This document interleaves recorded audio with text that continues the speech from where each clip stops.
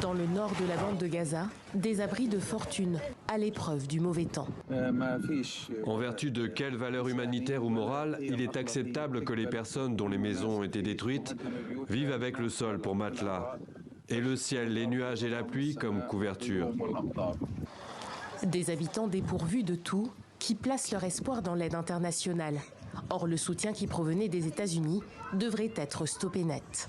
À la suite d'une large campagne de désinformation sur les réseaux sociaux, ciblant l'Agence américaine pour le développement international, le président Trump a annoncé sur son réseau social son souhait pur et simple de s'en séparer.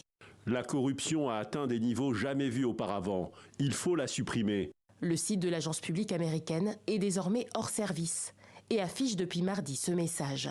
Le vendredi 7 février 2025, à 23h59, tous les membres du personnel directement employé par l'USAID seront mis en congé administratif dans le monde entier, à l'exception du personnel jugé indispensable. Une coupe de 93% des effectifs sous l'impulsion d'Elon Musk, chargé de tailler dans les dépenses publiques.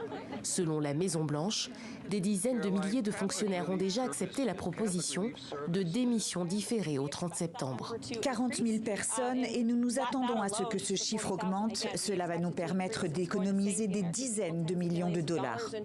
Faire des économies en liquidant l'agence humanitaire américaine. Une décision qui a fait réagir jusqu'aux portes du Capitole. Dans les rangs de cette manifestation, d'anciens employés désabusés. Amy a été virée de l'agence humanitaire peu après l'investiture de Donald Trump. Pas d'indemnité de départ ni de motif de licenciement. Et beaucoup de gens dépendent de cette aide. Tout l'argent qu'ils pensent économiser, c'est le prix du sang. Du côté des organisations humanitaires aussi, le gel de l'aide internationale américaine provoque une onde de choc. Il prive les pays les plus pauvres au monde d'une enveloppe de 40 milliards de dollars.